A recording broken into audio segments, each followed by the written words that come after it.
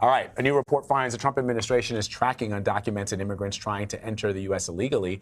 The Wall Street Journal discovered federal agencies like ICE and CBP are buying cell phone location data from private U.S. companies and then using that info for immigration enforcement along the southern border. They're getting a hold of migrants' location info by buying access to a database that tracks movements of millions of Americans. However, the feds are now using it to target undocumented immigrants. So Wall Street Journal reporter Michelle Hackman co-wrote that story, and she's joining us now from Washington.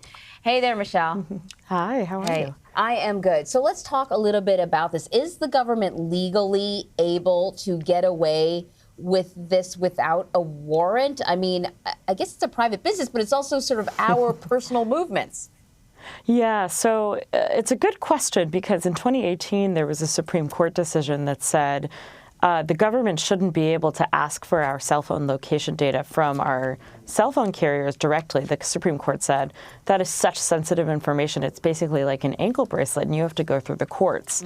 But what we found is that this location data is technically anonymized, and it's not something that the government is demanding. It is actually something the government is buying off the open market that we are basically giving away by turning on location services on our cell phones and using different apps that try.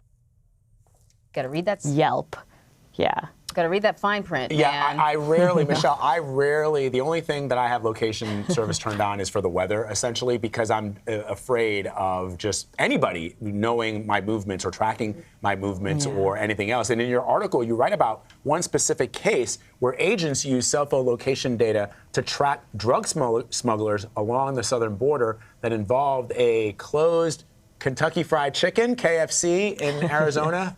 Elaborate on that for our viewers. Yeah, so we found quickly that the Department of Homeland Security has been buying this data, and it's really good for their purposes because it's good for detecting patterns, in their case, particularly movement in places where it shouldn't be across the border, places like deserts or something that could indicate a tunnel. And we found that there was one case in San Luis, Arizona, that's sort of the western part of Arizona, where the cell phone location data helps them detect what turned out to be an underground smuggling tunnel that ended in a closed Kentucky Fried Chicken.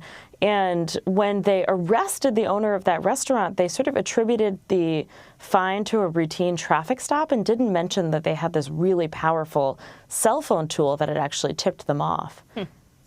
So the first time I even heard about this, the ability to do this, was actually by listening to a podcast about an unsolved murder. She's a big podcast fan. I am, here, and that's when Michelle. I realized that this data was available, and it's really, really good. We're not talking about pinging off of cell phone towers anymore. From block by block, they can kind of tell where you're going. So I'm curious, has this tactic been used before by the federal government for immigration enforcement, or is this sort of new with the Trump administration? So we believe that the first time at least the Department of Homeland Security got access to this data was in 2017. That's the first license they purchased it for. It's possible that, other intelligence agencies have purchased it before.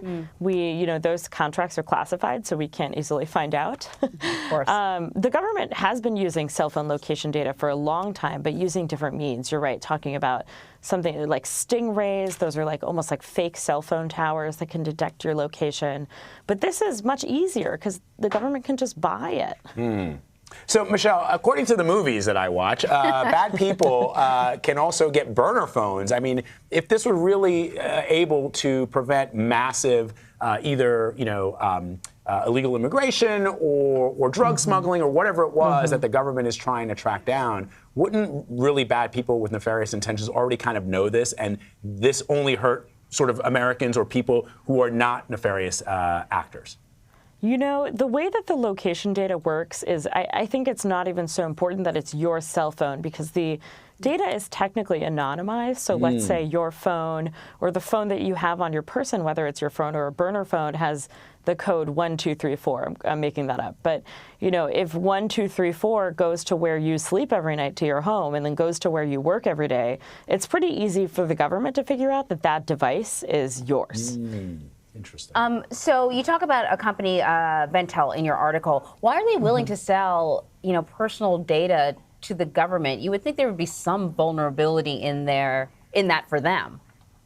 You know, Ventel didn't comment extensively to us for this story, but I imagine that they would argue, you know, they are connected to this larger company called Gravy Analytics, which is a big player in the cell phone location data market. And, you know, those companies are selling to Facebook, they're selling to apps all around the world that want your location data for advertising. And so I think they would say, this is an open market. You know, if the government wants to buy it, why shouldn't we sell it to them as well? Fascinating. And so then how can people protect their privacy and data from getting into the hands of the government? You know, you really should be checking your location services on your cell phone. In many cases, we are enabling our apps to track us by clicking, you know, it's okay to track us via our cell phone location data.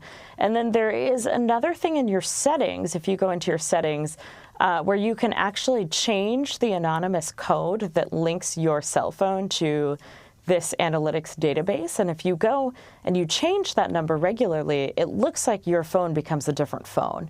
So that's something that could become good practice. Yeah, that is really interesting. I'm still trying to figure out how, if I mention Gucci to Anne Marie, all of of a sudden I'm bombarded with Gucci ads on my laptop. So a lot to... You would mention Gucci. You're trying to say I'm bougie? I am not bougie, we're building Michelle. this narrative about Vlad. Michelle, this is super fascinating. Thank you so much for doing the article and sharing with us. Thanks for having me.